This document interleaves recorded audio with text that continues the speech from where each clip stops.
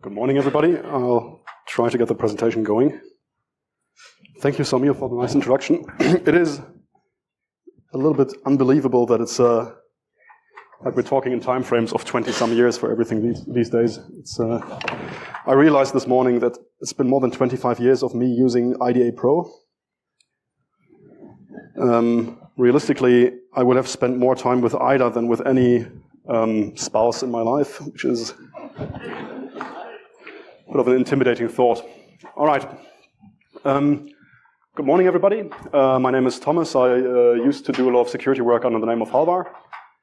And my talk today is titled Revisiting 2017 AI and Security. And why is the talk titled this? Well, Samir asked me whether I could give a talk on my perspectives on AI and security. And I had given a talk on AI and security in 2017, of all places in Moscow, at ZeroNights conference at the time.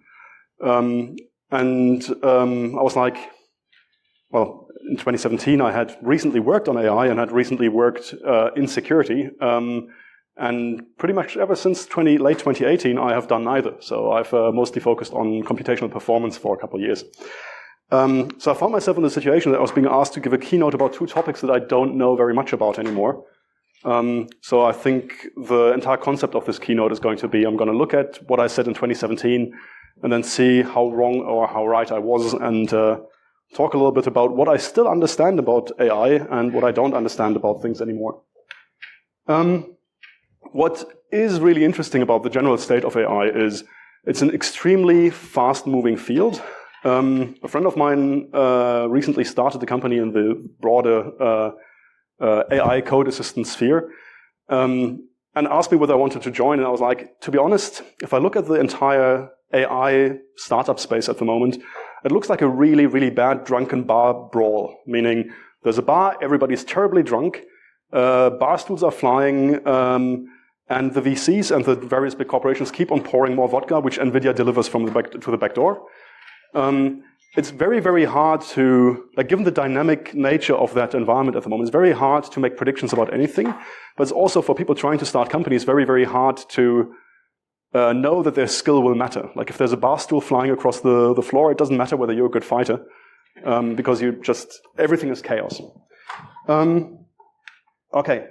Now, revisiting my 2017 slides, what did I say in 2017 that was obviously and hilariously wrong? So my second slide in 2017 had the Gartner hype cycle, where Gartner said that AI and deep learning is at the peak hype. I think we just have to look at the NVIDIA stock price to know that the hype in 2017 was actually quite subdued in comparison to where we are now.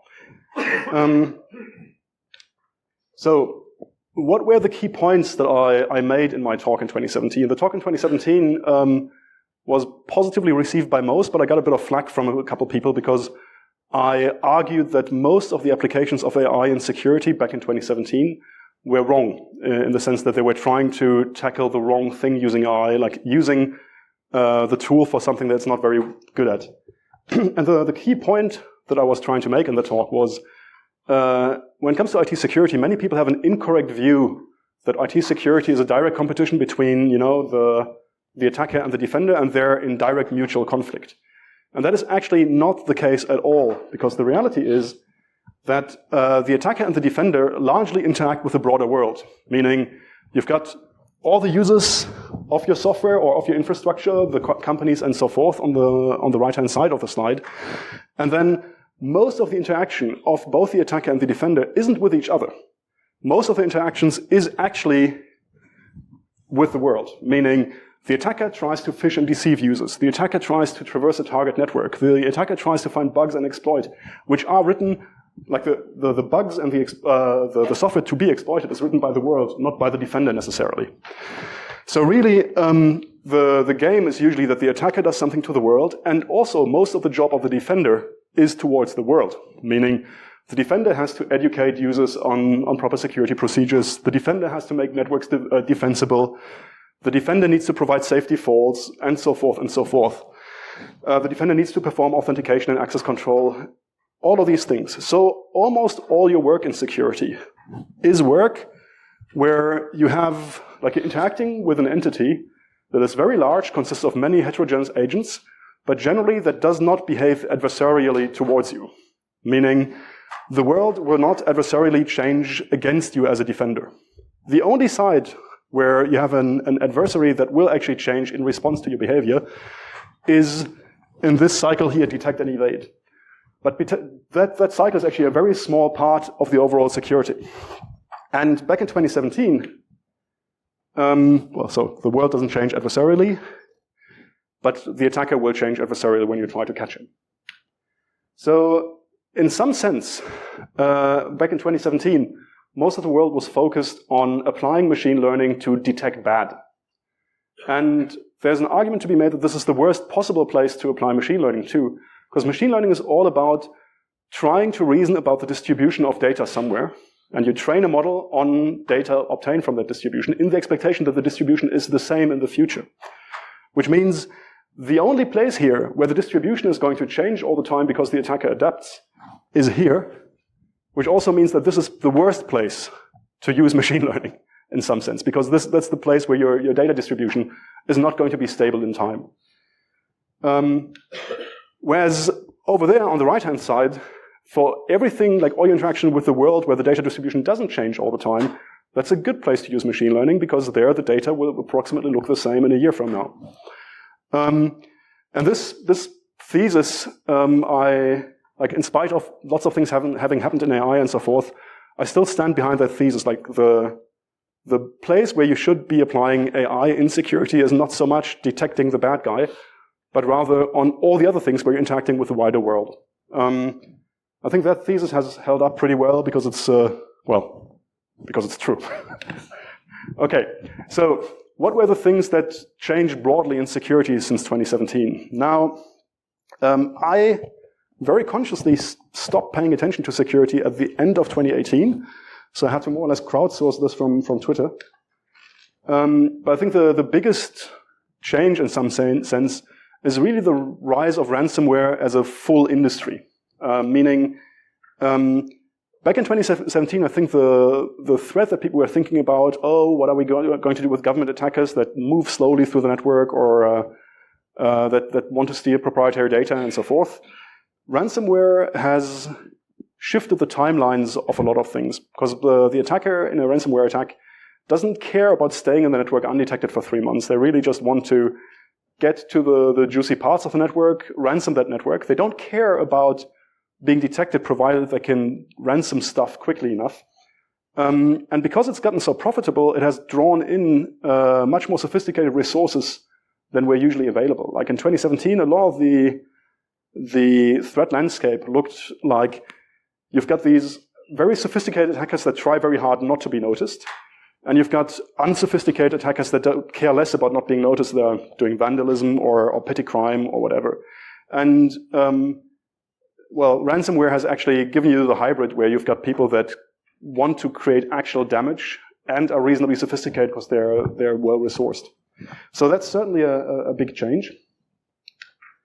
The other thing that we can observe is just a continuation of the trend where the high-end security or the high-end device security gets better and better, but the broad mass of devices stays pretty crap. So what we see is a modern iPhone or even a modern high-end Android phone is among the most secure client customer devices you could have had in history, essentially.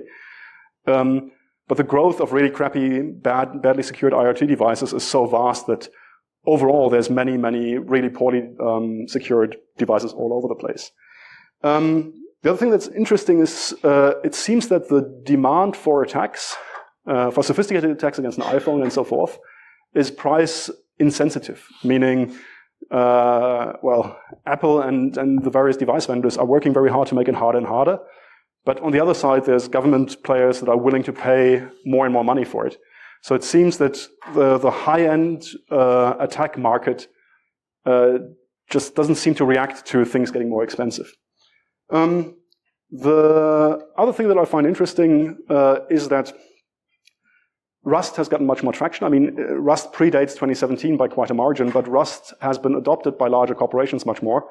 And there's much more push towards it. And the real core meme, or the core idea that Rust brought into this world, is that you can have memory safety without having to go garbage collect it. And that's a good thing, and there's so much momentum behind adopting Rust-style languages, combined with devices that support memory tagging now, that I think for the first time, well, when I started my career 25 years ago, I thought that memory corruptions are going to be solved in 5 to 10 years. Clearly that didn't happen. So for the first few years of my career, I thought memory corruptions are going to go away. Then for the next 23 years or so of my career, I was very convinced that they're not going to go away anytime soon.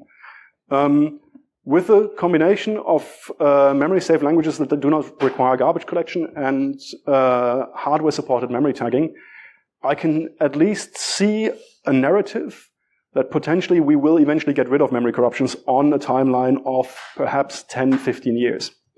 So that is a big change, but we shall see. We shall see whether we get there. Another thing that has changed is a lot of pretty high-end stuff, or stuff that used to be considered high-end in 2017, has gotten commoditized. Like baseband attacks are no longer exotic. Hardware side channels are taught in most university courses. Supply chain attacks, I'm not sure whether they've become more prevalent, but they've certainly become more visible. And you can buy pretty sophisticated hardware implants essentially on AliExpress, right? So there's just a lot of stuff that has gotten really mainstream that used to be spy agency stuff in 2017. And another change is regulation is coming to town. We see government-mandated software like bill of materials, and now the federal guidelines where they're saying, hey, if you're a cloud provider and so forth, you need to go the route of using memory-safe languages for certain critical functions. I'm not sure what else will be coming to us in terms of regulation, but there's definitely more regulation and more discussion of regulation now than in 2017. Okay, so what did I think about AI in 2017? I admitted in 2017 that for the first couple of years of my career, I had been an AI skeptic. And why was I an AI skeptic for most of my early career? Well, I tend to judge fields by the first 2 or 3 practitioners I talked to, and I had the misfortune of talking to some real idiots in the early 2000s. And those people were essentially drowning themselves in high-dimensional data and arguing that they can somehow extract value from it. And I just assumed that this is the entire field and it's going to stay like this forever. And then I discounted progress in the field for too long, until I joined Google in 2011. And then I was relatively, I had a ringside seat to seeing some of the improvements there. And also I dug into the mathematics underlying it all. And that gave me some confidence that there's actual real useful progress being made. And as I said, the big thing that I saw in security at the time is people were not using it against stable distributions, but if you find a stable distribution, that's usually a good place to apply it. Okay, what changed in AI since 2017? And you can argue that the changes within AI since 2017 have been both stunning, but actually only a handful of really important ideas. In 2017, I argued that there's largely 3 algorithmic drivers of a lot of AI products. And the 3 algorithmic drivers at the time were automatic differentiation, locality-sensitive hashing for approximate nearest neighbor search, and Monte Carlo tree search. The background there is algorithmic differentiation means if you can compute something forward, you can also calculate the derivative through it. Which is what all the training methods are based on. You have some complicated function that is going to express something. You calculate it forward, you calculate the derivative to a loss, you reduce the loss, and this is how you train the entire system. And automated differentiation is a very old technique from the 70s, but it only really became mainstream when the AI folks started using it for everything. Locality-sensitive hashing for approximate nearest neighbor search. Well, if you've got some sort of high-dimensional vector and you would like to say, hey, find me something similar to it, locality-sensitive hashing for approximate nearest neighbor search solves that problem for you in an approximate manner. And it's behind a lot of the similarity search problems that you have, meaning Can you find me a piece of malware that is similar to this piece of malware? Can you find me a disassembly function that is similar to this disassembly function? Google image search, if you can find me an image that is similar to this other image. All of these things are essentially based on taking taking some raw data, extracting a high-dimensional vector from it, throwing all of these vectors into a search index, and then querying into the search index later. And Monte Carlo tree search is a technique for essentially iterative gameplay. I won't go too deeply into it. But in 2017, most of the AI technologies that you saw emerging were a mix and match of these three technologies. So AlphaGo, for example, was you apply a neural network with automatic differentiation to train it, and you combine that with Monte Carlo tree search. Okay, you now have a Go game-playing engine. Image search was you apply a convolutional neural network to images to extract a vector, and then you do approximate nearest neighbor search to do similarity search, and so forth. So a lot of it was just mixing and matching these technologies. And the progress was driven by a couple engineering improvements, people getting better at designing some neural networks for images, convolutional neural networks at the time, but also finding larger data sets to train from. And lastly, heterogeneous computation, meaning the arrival of large-scale throughput compute, GPUs, TPUs, all of these architectures that are not regular CPUs. And lastly, finding that you can do the nonlinearities in a neural network in a cheaper manner by using ReLUs, like rectified linear units. Okay, what changed? Locality-sensitive hashing for nearest neighbor search has been largely superseded by a different algorithm called hierarchical navigable small world graphs, which have slightly better performance characteristics. They were first published in 2016. But largely it solves the same, like the API is largely the same. You have lots of high-dimensional vectors. You build a search index from them, you search into them. Monte Carlo tree search is still a thing, is still important. What has been added, particularly in the LLM era, is reinforcement learning from human feedback, where you have a human that corrects the input of an algorithm or of an AI, and hence helps an AI to to do something better by a human saying, okay, this is better, this is worse. On the neural network architecture front, the big breakthrough have, of course, been transformers, which are sequence-to-sequence models. They were published in 2017. The core mechanism is something called attention, which was relatively computationally expensive and has been adapted to something called flash attention, which is cheaper in the recent 1.5 years or so. So transformers have had a huge impact on all of it. So if you squint and you look at what is really new in AI since 2017, you've got transformers as sequence-to-sequence models. You've got reinforcement learning from human feedback, flash attention, a better algorithm for doing nearest neighbor search, which is the HNSW graphs, and of course diffusion models to generate images in a much more performant manner. Like in 2017, the state of the art were GANs, and the GANs had just managed to generate some celebrity images that look convincing. The things you can do with stable diffusion these days, or with any of the image generators, is clearly much more impressive. On the hardware side, we have much more performance.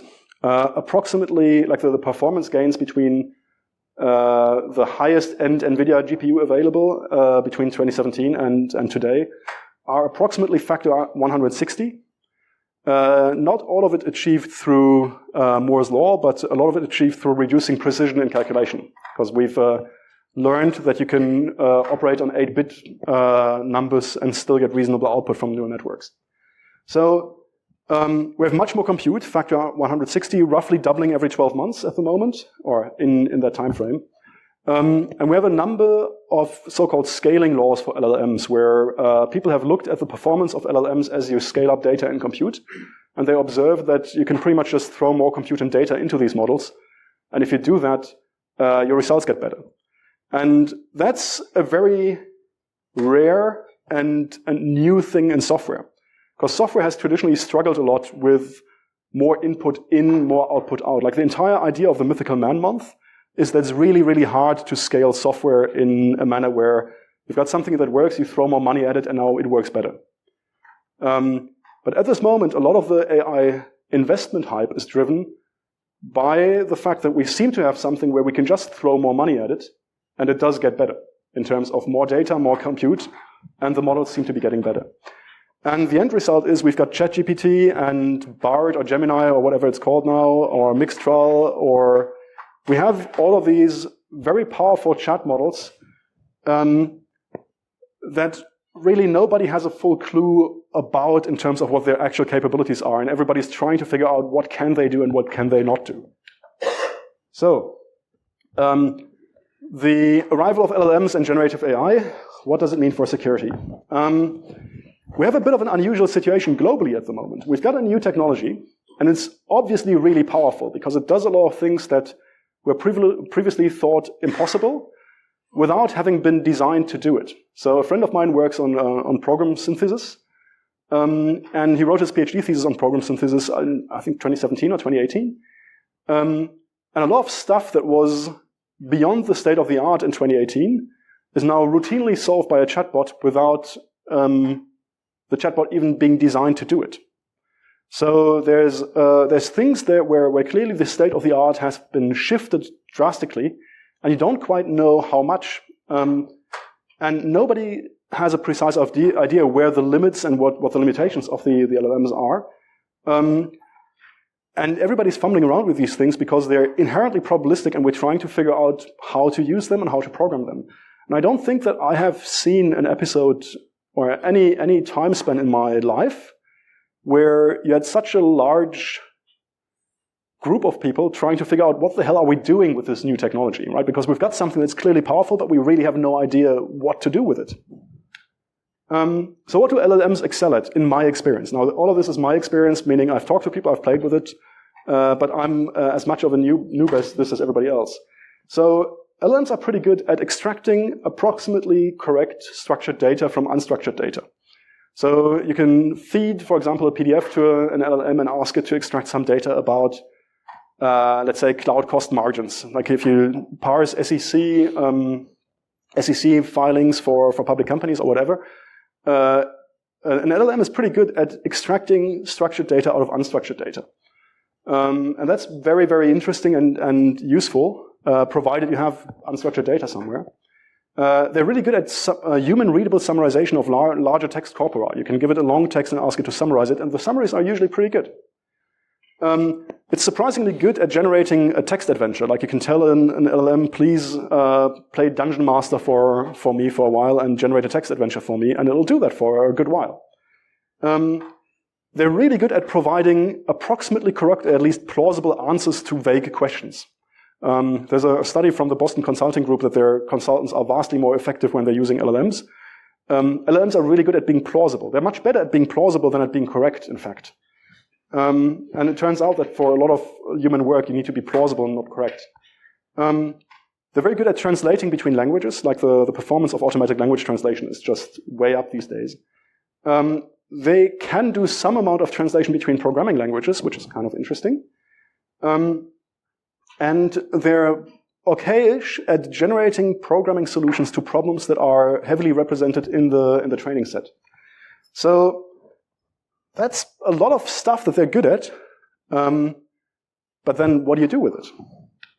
What are they really terrible at? Now, it turns out that they're really unpredictable when they have to be precise and when they need to calculate. They're, in some sense, dyscalculus, like this thing where you can't calculate well. LLMs are really bad at precise reasoning about anything. And you can get them to perform better by doing chain of reasoning, which is you essentially tell the LLM, please describe in very small steps what you're doing. And you can improve their performance in other bizarre ways. I'll get to that later. But it's almost always a mistake to ask an LLM to reason about something in a very precise manner. Funnily enough, it is often feasible to ask the LLM to please generate a program to perform the calculation.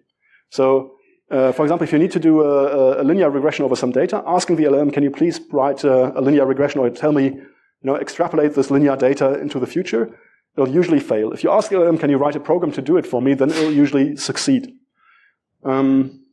Which is, well. So, what I find infuriating and weird about about interacting with LLMs that prompting is, it's not a science, it's clearly an art. And prompting is extremely important in order to get good results from an LLM. And I had a tax/compound interest calculation problem that I wanted to solve, and I was tired, and I wondered whether I can use an LLM to help me with this. And I asked the question to various LLMs, to both ChatGPT and Gemini, and the results were pretty bad. And then a friend of mine told me, okay, now please include the prompt, now take a deep breath, to the LLM. And I'm like, okay. And bam, the results improved significantly. So what do you do with a technology where adding now take a deep breath to your query improves the odds of the technology working significantly? It's a very strange thing.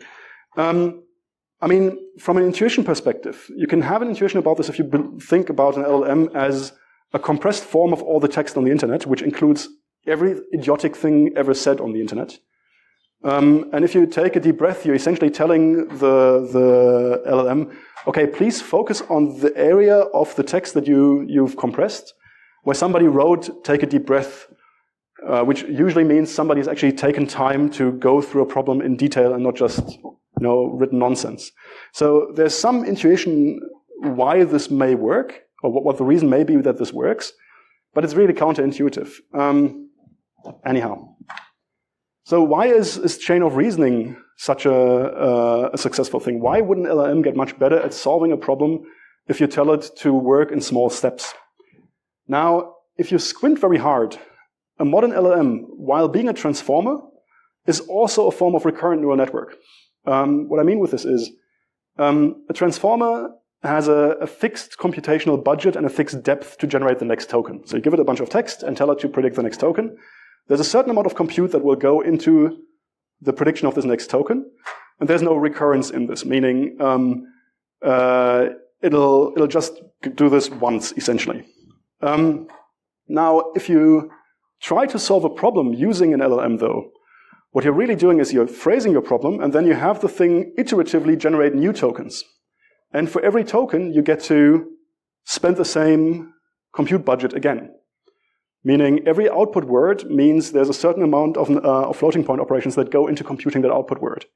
Now, clearly, if you tell the LLM, please reason very verbosely about every step you're taking, you're implicitly increasing the compute budget massively, right? Because if you just ask the LLM, please produce the output directly, like the correct answer directly in one go, then the LLM only has that amount of compute to spend. But if you tell it, please, describe in 250 words minimum every step that you're doing, you've now 250x'd the amount of compute the LLM gets to spend on the problem. So that's one of the reasons why I suspect chain of reasoning is working. But I don't know, right? This is all staring at something and trying to make sense of it. What's the biggest short-term impact of using LLMs and diffusion models in security? I think the short-term impact is that phishing has gotten much more scalable and easier. And phishing via chatbots has gotten much easier as well, because a chatbot, like these things, like an LLM can pretty plausibly pretend to be let's say somebody on Instagram or whatever.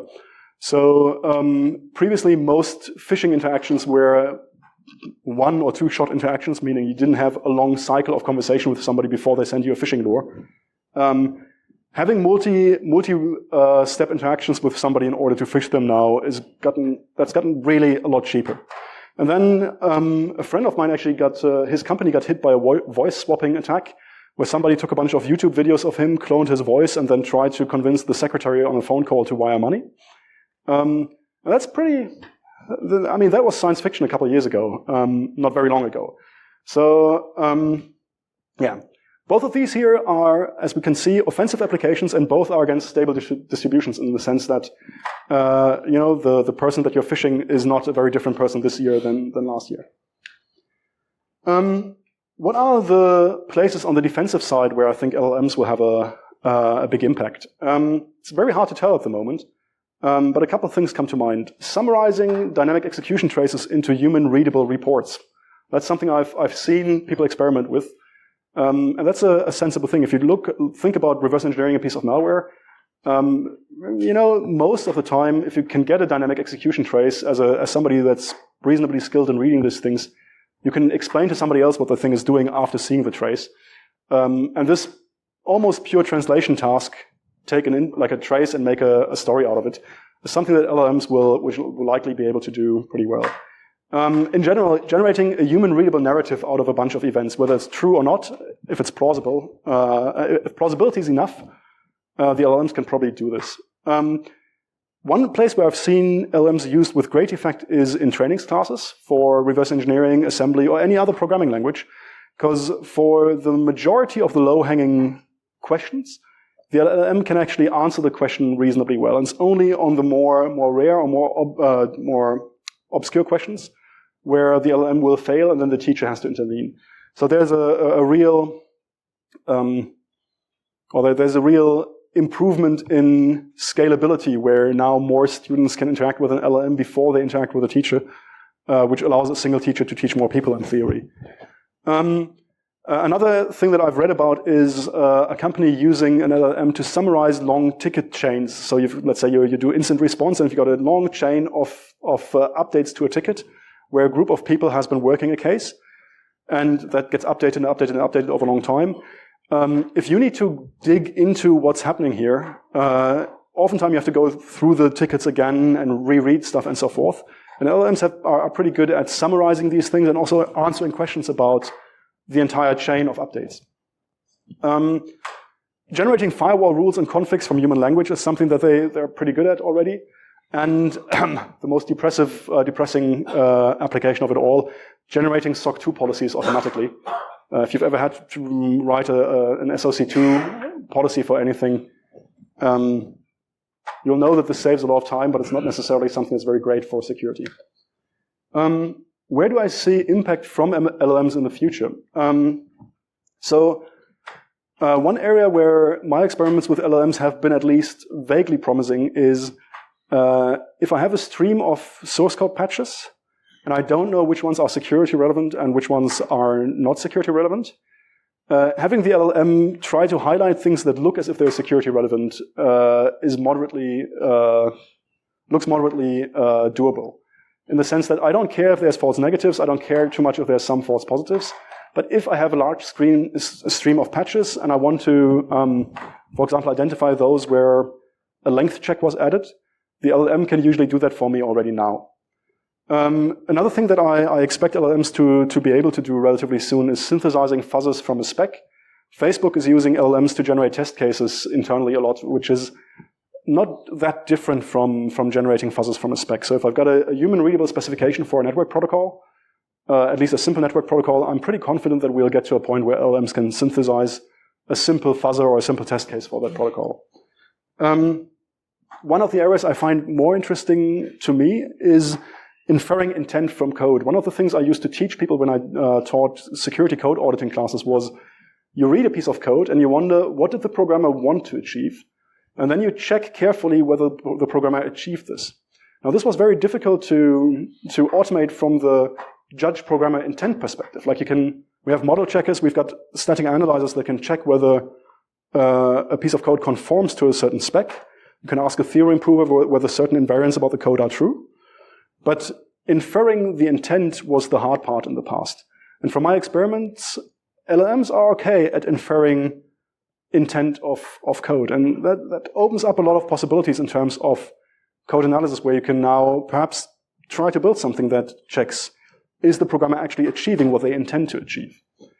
And then I think we'll see a lot of applications where LLMs act as translators for other query languages.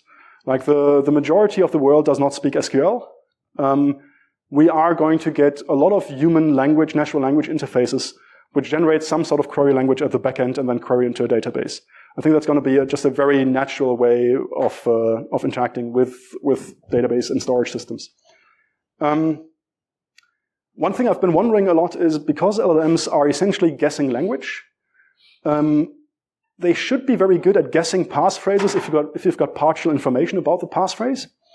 But I haven't really found many scenarios where you would get partial information about a passphrase, except you're doing, let's say, physical surveillance from somebody typing something in, and you can only get a few of his keystrokes. I don't know. Okay, I'll start rushing a little bit. One of the things that I'm wondering is about is I think LLMs have great potential for deception on the defensive side, because you now have an automated fiction writing department that can generate vast amounts of bullshit for an attacker. One of the things I've already seen is that you can ask an LLM to pretend to be a Linux server with certain properties, certain number of users, and so forth. And I'm not sure whether you can see it in this screenshot, but they do a pretty reasonable job at pretending to be a Linux machine. Like you can ls, you can cd around directories, you can look at files, and so forth. So an LLM can essentially pretend to be a compromised machine. And that creates an interesting incident response scenario where you can, like, if you can catch an attacker in the process of compromising a machine, can you just reroute him to an LLM that will pretend to be that machine? And then see him fumble around and try to make sense of the world. I think one thing I've dreamt about, I was involved in some government-related IR stuff in 2008. And at the time, I was really interested, like the attacker had been on that network for a long time, had exfiltrated a lot of data, knew the network very well, knew the data very well.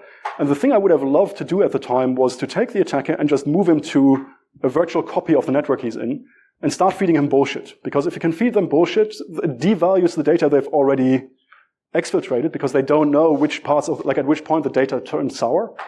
And it wastes a lot of analytic resources on the side of the attacker as well, because they have analysts in the backend that they need to go through the bullshit. At the time, it wasn't a feasible thing to do, because you couldn't generate sufficiently large volumes of bullshit data. Like you would need to generate false emails between people, you would need to generate design documents between people, and so forth and so forth. Now with a modern LLM, especially if they're multimodal, I can feed them a bunch of my existing corporate data, and if I assume the attacker has already compromised the existing corporate data, I can ask the LLM to generate plausible-looking new corporate data for the attacker to look at. So I'm wondering whether we will see a world where LLMs can be used to feed bullshit to attackers. Anyhow, important lessons that I've learned over the years of fumbling with AI systems. There's an article by Rich Sutton called The Bitter Lesson, and the bitter lesson essentially says, in every AI-related field, people try to encode expertise into the models at the beginning, and then over time, those models just get eaten alive and obsoleted by larger models that have less expertise encoded, that just have more compute and more data. And in some sense, leveraging more compute and more data seems to almost always outperform expertise and careful design. So keep in mind that encoding expertise in models is something that will usually lose out to having more data and more compute. And then the other thing is more data, please, which means in almost all scenarios, obtaining more data to train on is going to win over everything else. So finding new sources of untapped data means huge performance gains. As an example, there's when I first saw the first language models, I was like, somebody needs to train them on LibGen, because LibGen is a large corpus of curated data that is of very, very high quality. And then recently you see in the news that there was a controversy that OpenAI is being accused of having trained on LibGen. So clearly, large corpus of good data gets better results. Midjourney looks very, very nice in comparison to some of the publicly trained models. And then somebody managed to get Midjourney to almost exactly reproduce certain frames from certain Marvel movies. So it seems what Midjourney did is they extracted frames from movies, got a neural network to label these frames semantically to describe the scene, and then reused that data to train the image generator. So, because he now had a picture of a scene and the description of the scene, and then the image generator was trained on this, and that generated better images. And then we see now that the video generators are trained, like they learn physics from watching videos of physics on, like of objects interacting that were generated in the Unreal Engine. My personal experience with this was I used to work on something where we had to detect function entry points. And the moment that we realized that on x86, where you've got relative call instructions, you can bootstrap function entry points out of unstructured large quantities of code, that gave us a lot more training data, and our results were much better. So pretty much whenever you can find a way to bootstrap good data out of bad data, you have something very, very useful for future training. And more data almost always wins. Okay, what am I personally excited about in terms of AI and security over the next years? I'm personally excited a little bit about something called mechanistic interpretability. That's largely a group of people that would like to understand neural networks better, and it's very early days, but I'm excited about it because I like the urge of trying to understand something large and complicated. I'm very excited about computational efficiency, but that's just because I really like performance. But I think that we're going to see performance improvements, like given today's models, we'll get equivalently performing models as today at a 10th or perhaps 100th of the compute cost in the future. And I'm pretty excited about something that is called grokking, which is the point where a neural network starts generalizing really well because it has actually captured some of the underlying dynamics of what generated the data in the first place. So regarding mechanistic interpretability, this is largely a group of people that just wants to understand neural networks better. And at the moment, they're largely writing blog posts and papers about messing with existing neural networks and tweaking certain neurons and trying to figure out how things work. It's very early in the field. There's lots of things where you can tell that this is not going to go anywhere. But the problem of taking an existing trained large network and trying to understand it better is something that is very interesting. Also because we don't really have an IDA for neural networks yet, right? We don't have reverse engineering tools for neural networks. I personally like to think, like I've spent a little bit of time thinking about these things and then found out that the things I had understood were already results that the mechanistic interpretability folks had written about. One of the things I find very useful when thinking about neural networks is making sure you understand like what's happening geometrically when you train a neural network. And if you take a neural network that consists only of ReLU units, like rectified linear units, you get something that I call neural network origami. So I'll run through neural network origami really quickly. The idea really is, let's imagine for a second you have a neural network, and it's a full ReLU network. So all the nonlinear units are these rectified linear units. And imagine you have an input space that's just a sheet of paper on your table, and you've got an x coordinate and a y coordinate. And now you take those x and y coordinates and you feed them into a ReLU layer. And what happens geometrically on the paper is really, you're essentially just folding the paper and adding a crease to it, and then one part of the paper stays on the table. That's the zero area where the function is below zero, and the other part sticks up like this. So the first layer neuron is really just taking a piece of paper and folding it once. And then you add a second neuron, and that just means you're taking a different piece of paper and you're folding it differently. This diagram isn't quite accurate because for illustration purposes I'm folding down, but in reality you can only fold up. But ignore that for a moment, that's just me being stupid at drawing. Okay, so what happens if I take my folded piece of paper and I add a third layer to this neural network? So I've got my input layer, I've got the first layer receiving stuff, and now I add a third layer. Well, what I'm doing is I'm taking these two folded pieces of paper, and I'm essentially taking the same creases and I'm folding it again. And that's what happens when I do the addition there.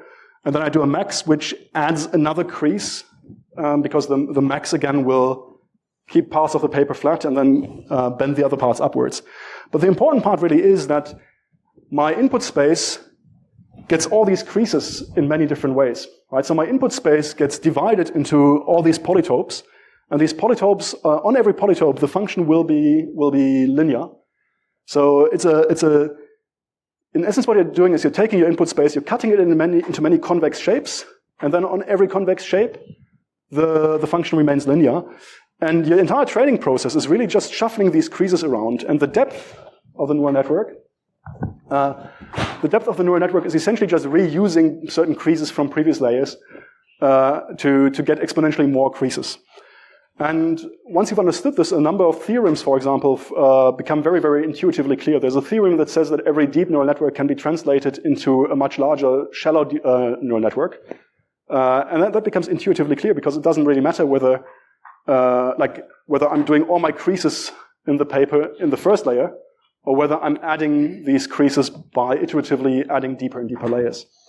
Anyhow, I like to think about things geometrically, and having gone through this has been very helpful for me, and it's still helping me when I try to stare at things. With regards to computational efficiency, I'm kind of wondering how low in terms of precision can we go. 8 bits seem to be fine. People are experimenting with 4 bits. And the thing that I'm looking at quite a bit is it seems that at the moment in current systems, a lot of the issues are memory bandwidth, shuffling weights back and forth between memory and the GPU. And perhaps we can become even more aggressive in sharing different weights in the neural network to make things faster. We shall see. Yeah, there's another area. Well, I mentioned grokking as an example. Grokking is a phenomenon where people train a neural network, and then when the training loss hits 0, they keep training. And at that point, if you keep on training after the training loss is 0, the only signal the optimizer still gets is something called the regularization term. The regularization term tries to either make the model, like if you use L1 norm, make the model select fewer features, or if you use L2 norm, make the model use feature or weights in the network that are relatively small. And at some point, when the network starts capturing some of the underlying dynamics that generated the data in the first place, it can reduce its loss further by having fewer or simpler parameters. And that generalizes better. So grokking is this process where sometimes you manage to get the network to actually understand something real, and then it generalizes very nicely. And I think there's a lot of really interesting experiments to be run on this, particularly in terms of using better regularization terms than L1 or L2 norm to reach a good solution. Anyhow, that's stuff I intend to spend my time on in the future at some point. But the summary is, let's say you're doing AI in security. The one thing that you should focus on is stable distributions, things that will remain the same over time. The second thing you should focus on is, can I find more data? Can I bootstrap more data? Can I synthesize more data? Because more data will give you better models. Try to avoid encoding too much expertise in the models if you can instead get more data and compute. Well, and the last 2 points are, I think tooling for inspecting, debugging, and analyzing neural networks in production is going to become important. There's no IDA Pro to inspect a neural network these days. There's no QEMU to do replay or virtual or stepping forward and backward through the evaluation of a neural network. I think we will need, or there will be a need, and there will be much better tooling for all of these things in the future. What is exciting is that the field is very wide open at the moment because of its inherent dynamic nature. Pretty much everybody has to start from scratch every year anyhow, because everything has changed again. So it's exciting times. Anyhow, any questions?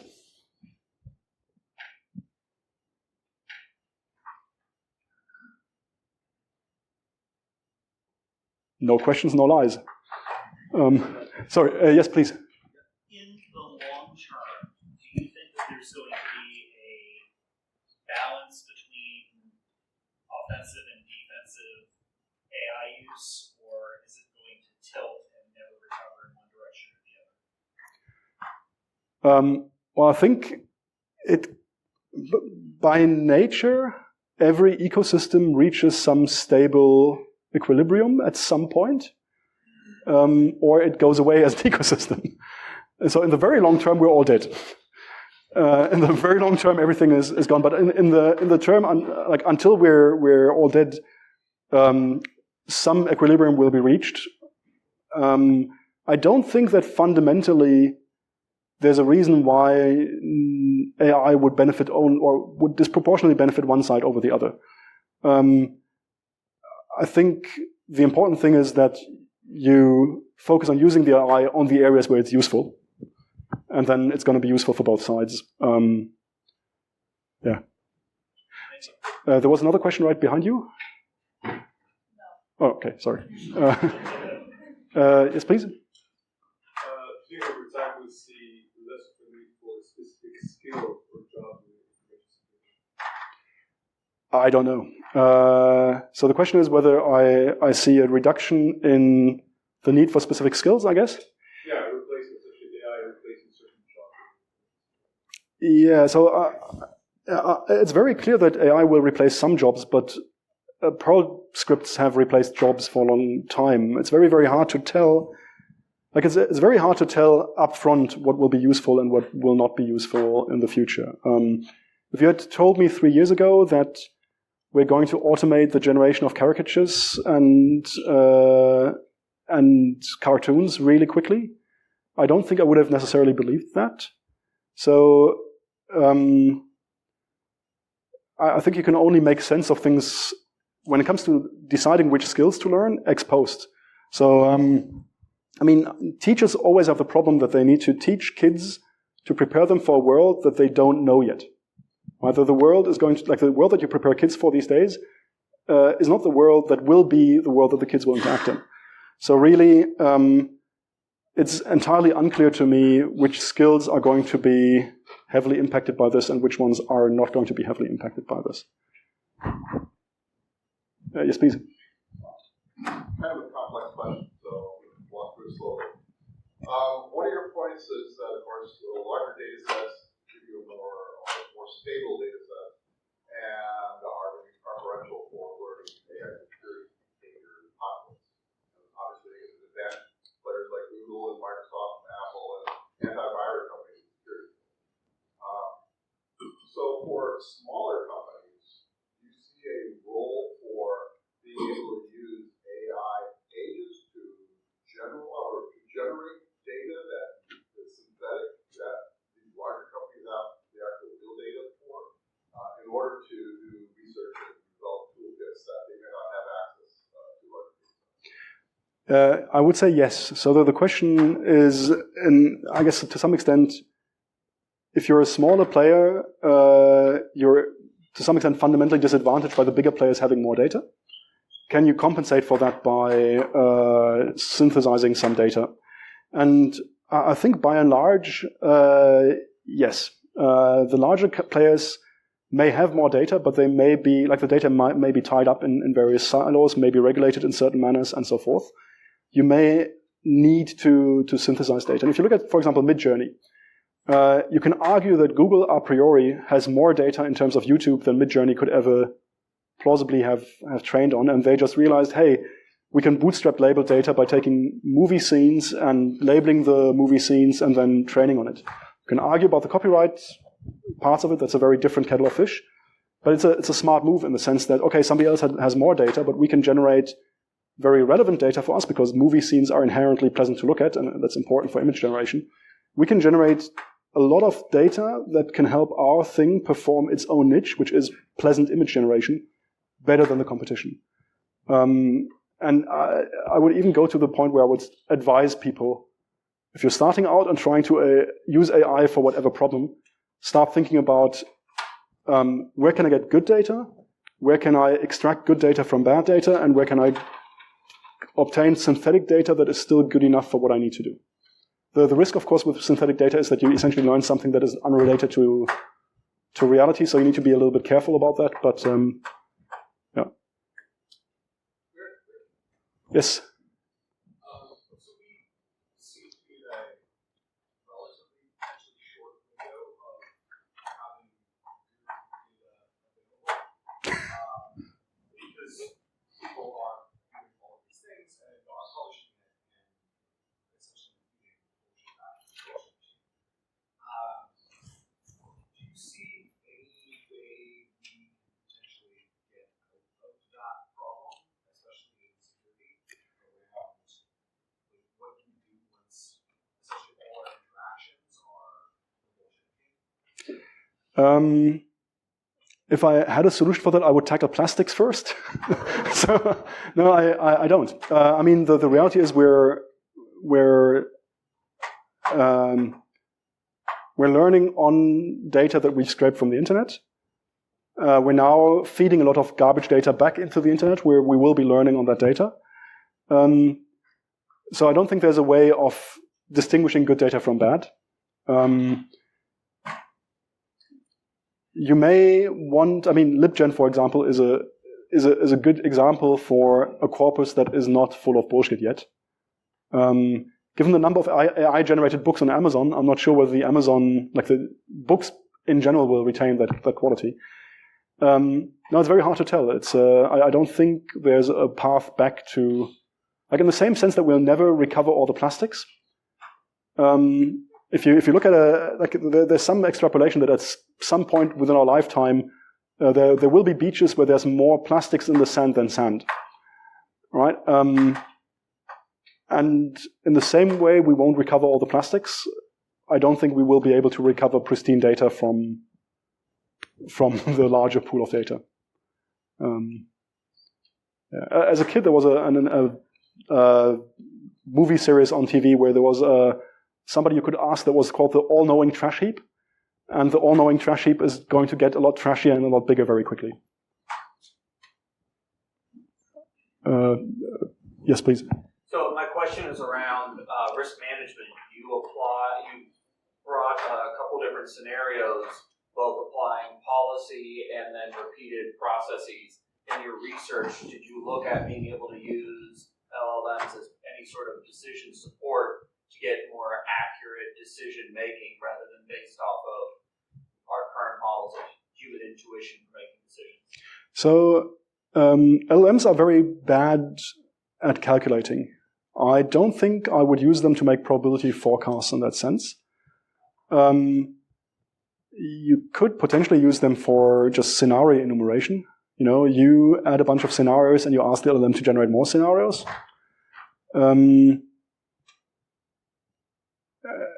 Yeah, I don't know.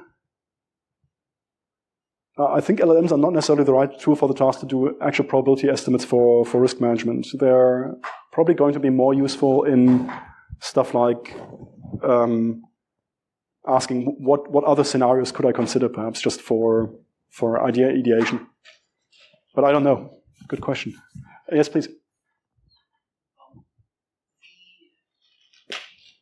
Bullshit feedback problem.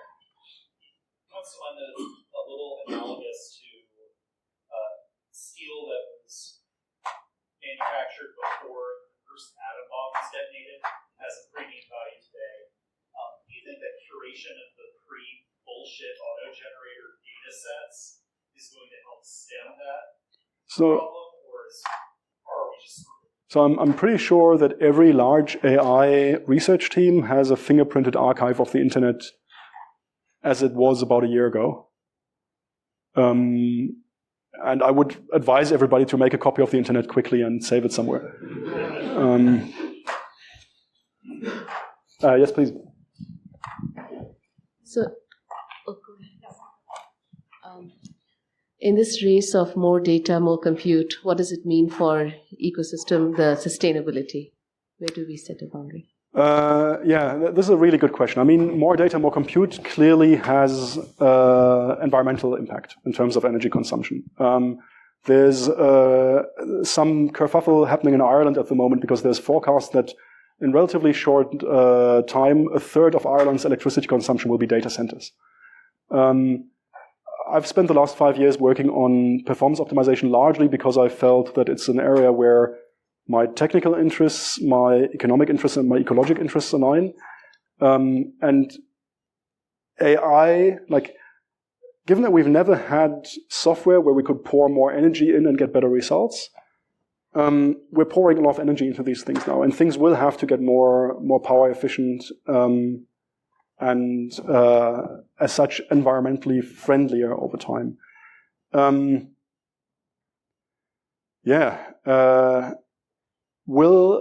Does AI in its current hype contribute to larger resource consumption? Most certainly. We see large investments in chip manufacturing. We see, and chip manufacturing is not the greenest of all industries to begin with.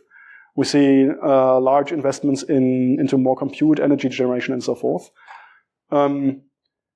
There's an argument to be made that perhaps the AI stuff can help us migrate off of dirty energy more quickly, but at the same time we're spending a lot of energy and the outcome is not quite clear yet. So net, it's gonna, we're going to burn a lot of carbon to run GPUs for a while, and I'm not a fan. I guess if you can work on efficiency, it's a good place to start, and we'll see where it goes. Yes, please. One last question, folks, and then we'll wrap. Yeah, this is kind of a couple-part question, but you've had experience in this for a long time. I was wondering if you think that governments will begin to materially regulate these technologies, and if that'll be kind of a constraint on the industry. And then second part is, how do you see this playing out in geopolitics, like in the next couple of years, like high level? Yeah, and that's a complicated question, and will require a long answer, I fear. Will governments regulate? Yes, governments will regulate. We see that in various places. We see the US executive order. We see various pushes on the European side. And there's a weird aspect to it where it seems that some of the existing larger players are actually quite in favor of regulation. And it's unclear to me to what extent this is, pulling up the ladder behind them and to what extent it's actually well-intentioned. The entire thing is made more complicated by what I personally consider very irrational fears around fast takeoff scenarios for general AI, where some people talk about existential risk of the AI itself. My personal view is that humans with the AI are going to do the harm, not the AI. In terms of geopolitics, I think there's going to be a massive impact in warfare, partially by more autonomy in drones. We see a huge impact on warfare in Ukraine at the moment with a very rapid clip of innovation and iteration. Drone warfare, if you see the videos of it, it's a real nightmare in the way that's being conducted there. The only countermeasures at the moment seem to be jamming the electromagnetic spectrum. Kinetic countermeasures are uneconomic. Russia published data that they're firing 1.5 tons of ammunition to down one drone. So the logical next step after your jamming is that drones will get more autonomy. It is almost clear that we'll see fully autonomous strike capability in relatively low-cost drones very quickly. And I'm personally worried that NATO militaries are not following the innovation quickly enough. If you look at the way things are being deployed in Ukraine, you've got $500 FPV drones armed with an RPG head. Most Western militaries, their cheapest drone is like $20,000. So the mind shift from, like, most NATO militaries think of drones as a cheap airplane, when we're really speaking about expensive bullets that will obtain more and more autonomy over time. I think the geopolitical impact of AI is not going to come from some superhuman strategic AI in the background. It's really going to come from much more decision-making on the edge, and the edge here means literally the flying warhead. I cannot watch videos of drone-based fireworks in China where they have big dragons flying through the sky without thinking this is also a weird form of a military parade. And the fact that the West has largely given up manufacturing capacity for manufacturing low-cost drones is something I view as problematic. And that was a very long answer, and we could probably go on about this. So, sorry. I think we were supposed to have the last question already. We'll have to take the question offline. I'm sorry, we're running out of time. First of all, ladies and gentlemen, put your hands together for Halvar Flake. Thank you very much.